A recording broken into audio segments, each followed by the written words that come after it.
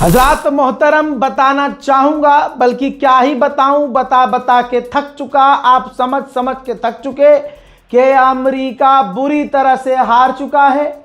उसको समय चाहिए था, टाइम चाहिए था, उसे डील नहीं करनी थी।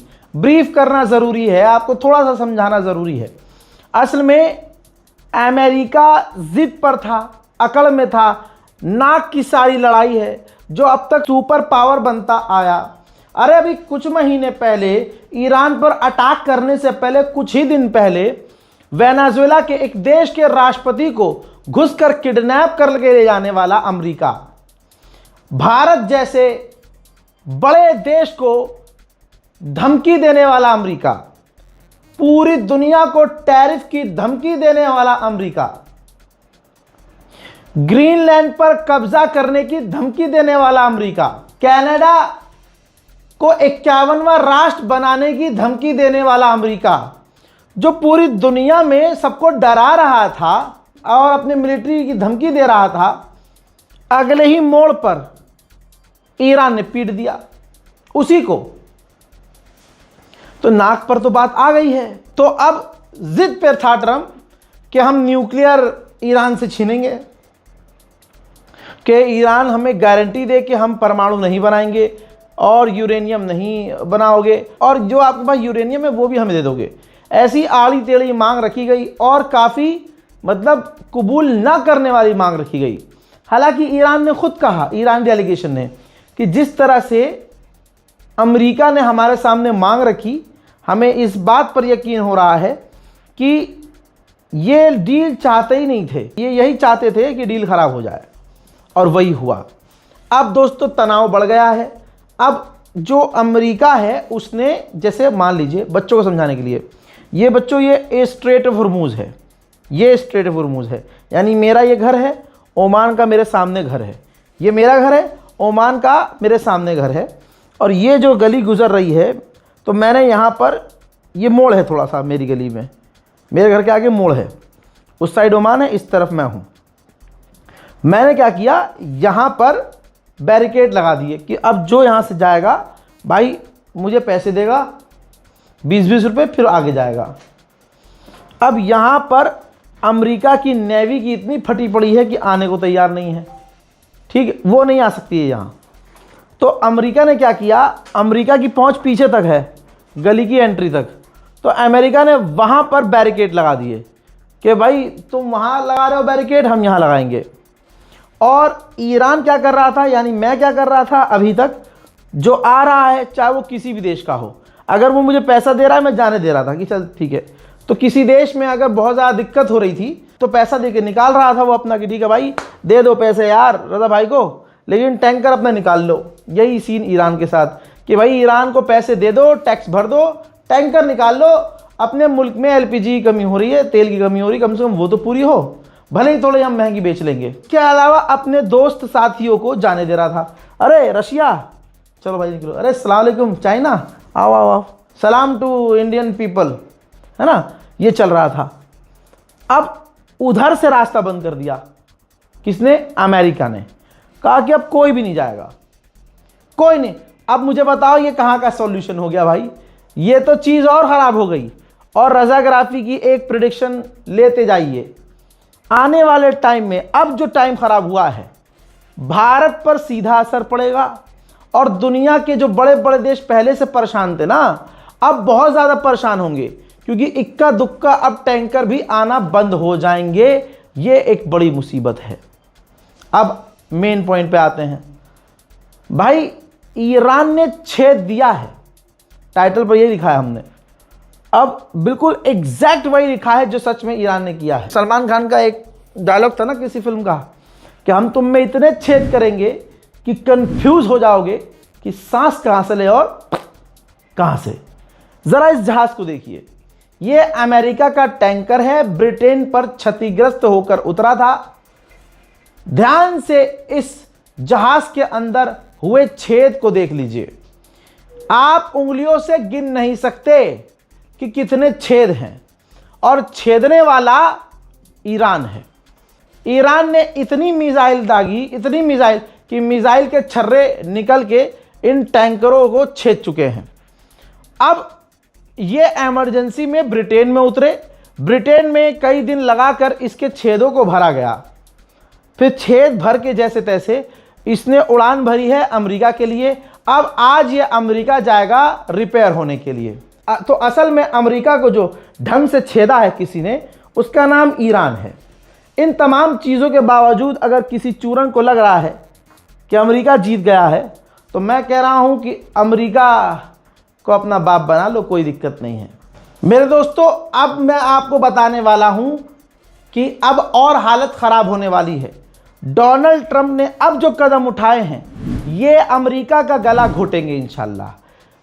भाई, अमेरिका के चैनल पर, फॉक्स न्यूज़ पर डोनाल्ड ट्रंप ने ऑडियो में बोला, वीडियो नहीं है, वो सामने नहीं आए, ऑडियो में बोला है, आपके सामने एंकर है, तो मैं आपको बहुत शॉर्ट में बता रहा हूं कि ट्रंप ने कहा कि ईरान ने सोचा था उनके पास बहुत कार्ड हैं, लेकिन हम स्ट्रेट ऑफ हॉर्मुज़ वाला कार्ड उनका बेकार कर रहे हैं, हम पीछे से रास्ता बंद कर रहे हैं। अरे अब आप दिमाग लगाइए, ईरान कह रहा था स्ट्रेट ऑफ हॉर्मुज़ बंद कर देंगे, तुमने कहा खोला रखो भाई, वरना ये कर देंगे वो कर देंगे, उखाड़ कुछ नहीं पाए। अब अमेरिका पीछे से कह रहा, अच्छा तुम बंद करोगे तो हम और पीछे से बंद कर देंगे। तो ऐसे देखा जाए तो अमेरिका ईरान की मदद ही तो कर रहा है इनडायरेक्ट वे में। नुकसान ईरान का क्या है? बस वो टैक्स के पैसे नहीं ले पाएगा। ईरान को कोई तेल की कमी होगी? नहीं होगी। ईरान को खाद्य पदार्थ की कमी होगी? नहीं होगी। ईरान को गैस की कमी होगी? नहीं होगी। दिक्कत किसे आएगी? दिक्कत आएगी जो ईरान के उस स्ट्रेट ऑफ हॉर्मुज़ से दूसरे इलाकों से तेल और ईंधन लेकर आते थे। लेकिन गुलाबी सूअर को यह गलतफहमी है कि नहीं, हम ईरान को नुकसान, इसमें तो ईरान का फायदा है कि अब स्ट्रेट ऑफ हॉर्मुज़ पूरा खाली पड़ा है। और पूरी दुनिया का जो प्रॉब्लम था वो ये था कि स्ट्रेट ऑफ हॉर्मुज़ खुल जाए। गुलाबी सूअर ने तो उल्टा बंद कर दिया। अबे ये कौन सा बड़ा काम कर दिया तुमने। अब आगे सुनिए, डोनाल्ड ट्रंप ने फॉक्स न्यूज़ पर कहा है कि स्ट्रेट ऑफ हॉर्मुज़ बहुत जल्द खुल जाएगा, थोड़ा टाइम लगेगा लेकिन खुल जाएगा।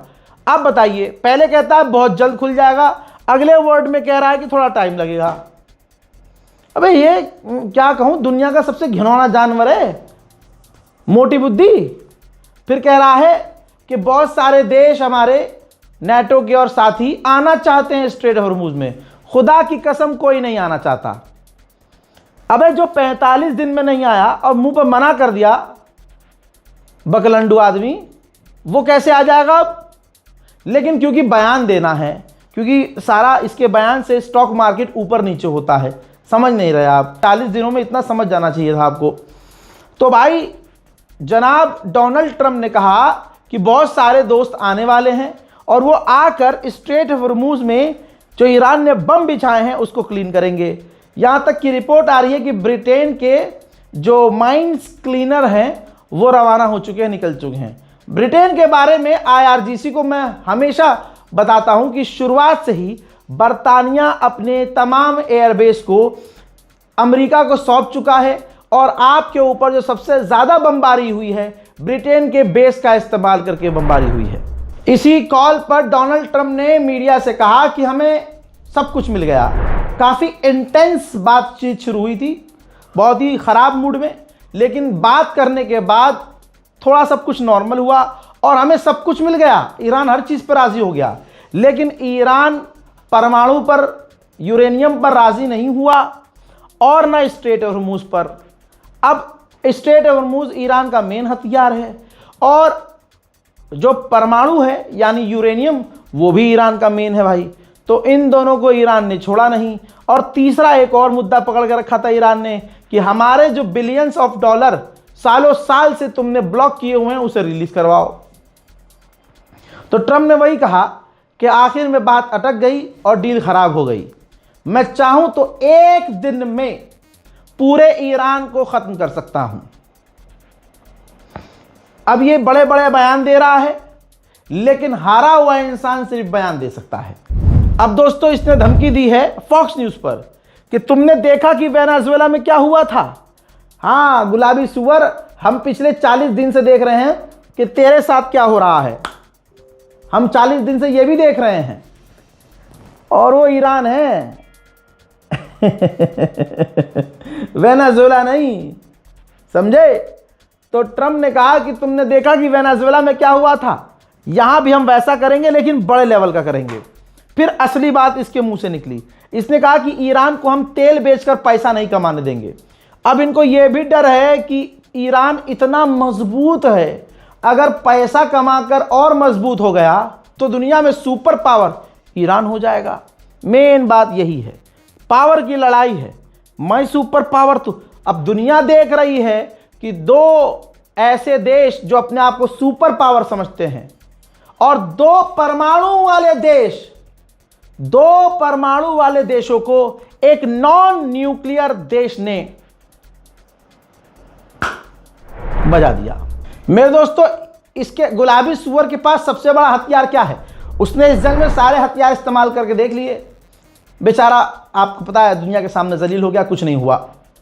अब कहता है फॉक्स न्यूज़ पर कि अगर चाइना ने ईरान को हथियार दिए तो मैं 50% टैरिफ लगा दूंगा चाइना पर। हालांकि चाइना पे घंटा कोई फर्क नहीं पड़ा।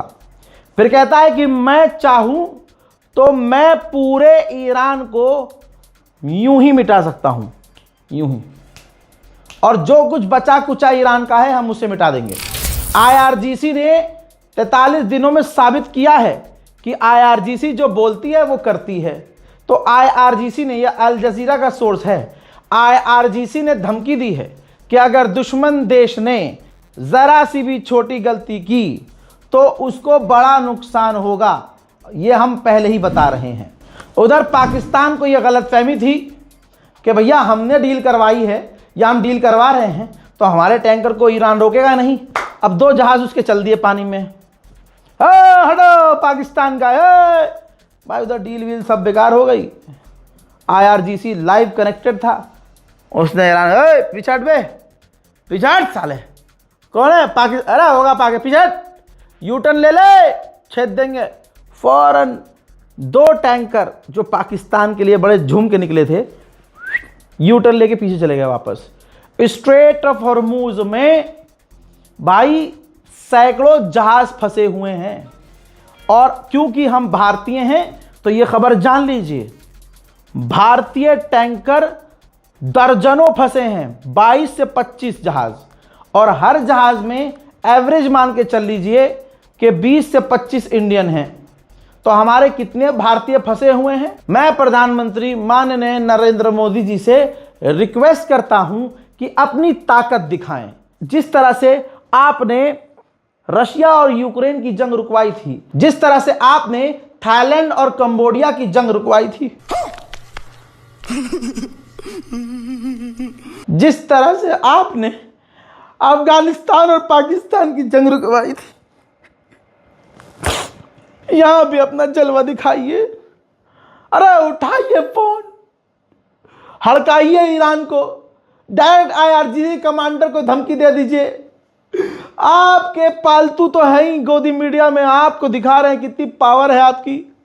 आप फोन उठाकर फौरन कर दीजिए, हमें आप पर पूरा भरोसा है। ईरान ने फुटेज भी रिलीज कर दी है स्ट्रेट ऑफ हॉर्मूज की। ये देखिए, ईरान अपने ड्रोन के जरिए स्ट्रेट ऑफ हॉर्मूज पर नजर रख रहा है, यानी ईरान पूरी तरह से हर परिस्थिति के लिए तैयार है। अब सुनिए, इजराइल की मीडिया के जरिए खबर सामने आई है कि इस 40 से 43 दिन की जंग में इजराइल को $11 बिलियन का नुकसान हुआ है। उधर सैंटोम, तस्वीर देख लीजिए, सैंटोम सैंटोम सैंटोम सैंटोम, फिर से बता रहा हूं, जो मिडिल ईस्ट में जो सैंटोम है वो अपने पैट्रियट एयर डिफेंस सिस्टम में मिसाइलें लगातार भर रहे हैं। ईरान ने 40 दिन में इनको खाली जो कर दिया है।